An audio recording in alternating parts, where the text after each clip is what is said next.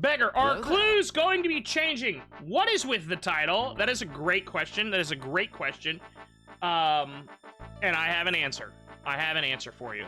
Jagex has announced potential changes to the game coming up. Huge! People have been talking about this, rumoring about this for ages. And they're finally putting it to the vote. Stackable clues, ladies and gentlemen. But is it as good as it sounds? Let's dive in.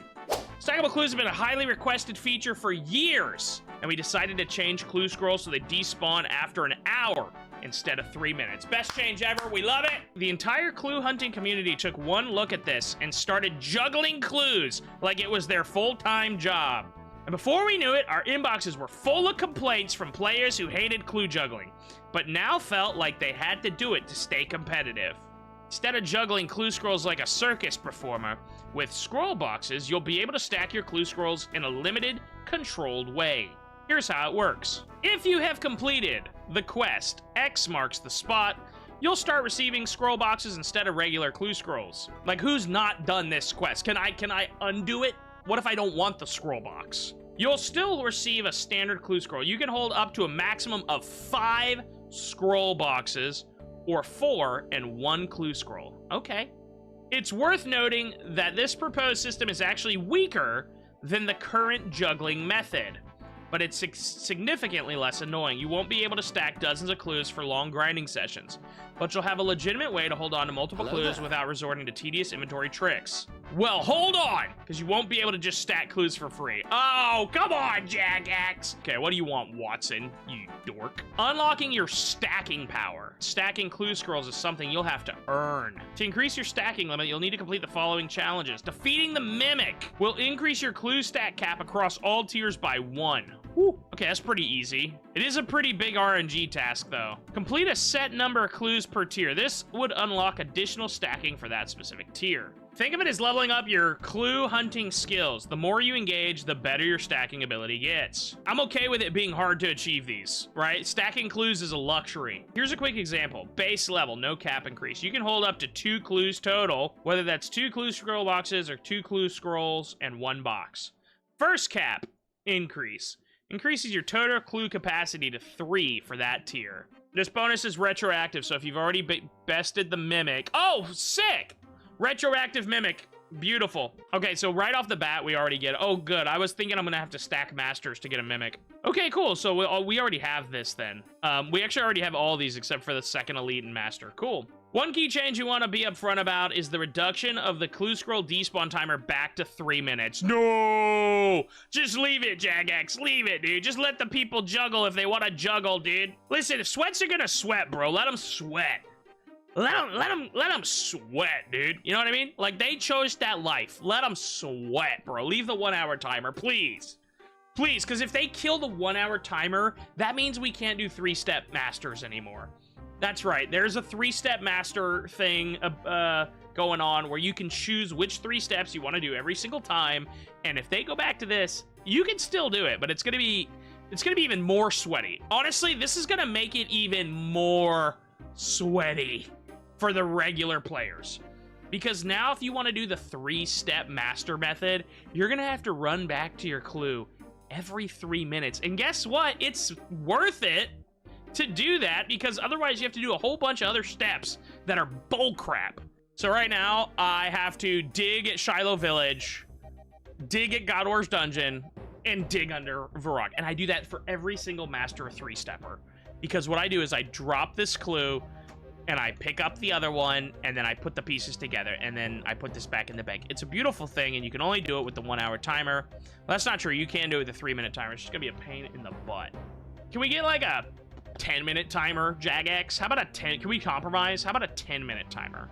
That'll still like dissuade the tryhard sweaties, but it'll still let us juggle. This will happen regardless of whether stackable clues pass the poll or not. They're gonna kill it either way. Rip. They're really forcing our hand here, boys. They're really forcing... How about we vote on this? Let's vote on this, chat. I say put this to a poll. That's also why stackable clues are being proposed, to offer a practical alternative. If this update passes, you'll be able to store up to 5 clues per tier in your inventory. reducing the need for constant back and forth interruptions. And I'm a clue guy, you know. I think 5 stacks is fine.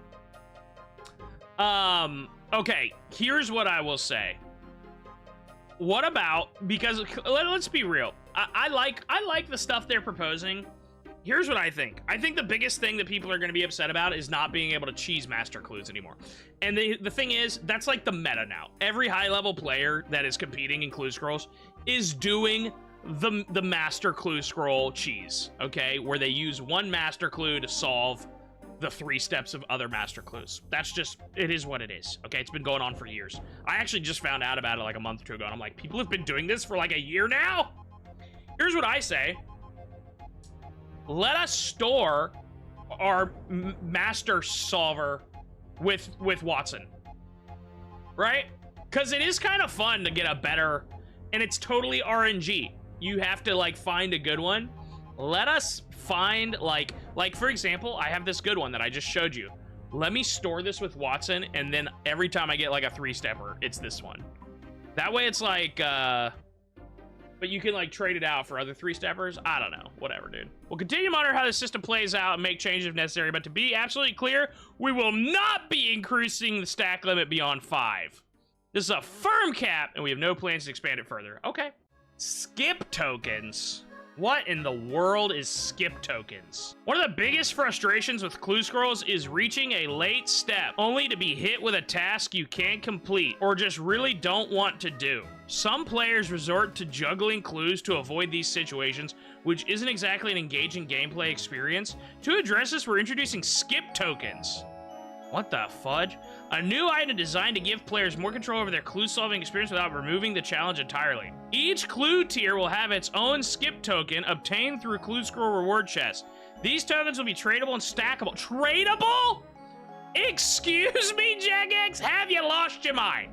Have you lost your gosh dang mind? Making them a valuable commodity for players looking to streamline their clue runs. Are you... this has got to be an April Fool's joke. Here's how they work. Skip tokens allow you to skip a single clue step? This is... I don't even know how this made it into a poll. This is crazy. Jagex, what are we doing? Who did this? Who actually put this in here? This is insane. By introducing skip tokens, we're offering an alternative to juggling while also adding a new tradable reward to clues. Whether you're an iron looking for a smoother clue experience or a merchant eyeing new profit or opportunities, these tokens should bring both convenience and value to Clue Scrolls. This is insane. This is where the thought came from, I think. They're like, what's something we could add that would make Clue Scrolls valuable forever? Oh, I know. How about an item that makes it so you don't have to do Clue Scrolls? People love that. What the heck? What the actual hell is this, bro? Can I just skip my way up to 98 rune crafting and then I just gotta get 1 level? What the hell? Where was this? Oh, well, firstly, Clue Scrolls are special. Apparently not that special that we can just skip over them. We can just skip them, bro. They're not that, you know, they're so special. We just want to invent an item to skip them completely. They're like, oh, the competitive community didn't like that they had to shuffle clues. You know what they're gonna love? They're gonna love buyable Clue Scrolls. Dude, tradable tokens to come. Think about how fast Odablock will be the #1 clue scroller in a day, bro. His whole community will be donating hundreds of billions of GP to make him rank 1 in a week. You know it's true, dude. You know it's true, bro. Like, what in the world are we even talking about? This is ridiculous. I'm sorry. This is if the community votes yes to skip tokens, if this has more than 30% yes vote, I have lost all faith in the voting system, period. If skip tokens gets, quote me now, if skip tokens gets more than 30% of the yes votes, I have lost complete faith in the voting, in the voting. That is crazy. But also, can I also say though, this is a good example of why voting is necessary. Okay, so I am voting no on skip token. That's a big fat no. Clue stacking, I don't care how you vote. You can vote no, you can vote yes. I personally, I don't really have a strong feeling towards this either way. As someone that's done a lot of clues, I'm down for it. It's convenient. It's more of a quality of life thing. You know, the argument is like, oh, it's gonna devalue the clue drops. They're already crap. You know what I mean? Like ranger boots and a few easy, like they're already worthless. You know what I mean? I'm okay with this up to 5. I do think there needs to be a limit. 5 is kind of fair. That's exactly where my head was be at with that. So I do like that. I'm voting yes. This one is insane to me. I mean, this is like some RS3. Like, this is absurd. I mean, imagine applying this to anything else in the game. Hey, dude, I actually don't have the skill requirement to do this quest, but I've got some level skipping tokens that I'm gonna use to, like, what the fudge? An additional layer of flexibility, acting as a tradable resource. That part is insane. That gives players more agency in clue solving. These aren't a free pass. Are they not? I kind of feel like it is exactly that. But they do add an extra reward space, something valuable for both clue hunters and those looking to trade. If you hit a step that doesn't fit your current plans, you'll have the option to skip it, keeping the momentum going while preserving the challenge. Okay, I do like the idea. Like, they're trying to make clue scrollers money, you know? I like the intent of it, but I just think that you're basically locking competitive clue scrolling behind a paywall, which again, it already kind of is behind imp links. But now, I mean, this is just completely. I mean, that's a lot. Even if it's 1 per clue, like rank 1 probably has like 15,000 easies. That means they could skip like 15,000 steps. That's a lot of skips. You know what I mean? I think they actually have like 30,000. I think rank 1's like 30,000 something. All right, but you know what? I think I'm just in the way it's at, the way it is, I'm voting no on that. Yes on 1, no on 2. Oh, Abyssal Sire rework. Yes, finally, bro. This thing is so archaic. The Abyssal Sire has always been a unique boss, but we recognize that its mechanics can feel a little outdated. A little? Holy cow. Compared to more modern encounters, our goal is to redefine the fight while maintaining its core identity. With that in mind, here are some of the changes we'd like to propose. Sire is currently untargetable during its transition phase. Oh my god, this is awesome! Forcing players to sit and wait. We want to make it targetable during these phases to keep the action going. Oh my gosh. Okay, for those of you that don't know how bad Sire is, let me show you. This is how Sire feels, especially in leagues, ladies and gentlemen. This is the Abyssal Sire. This is the feeling that Abyssal Sire gives you when you're doing it.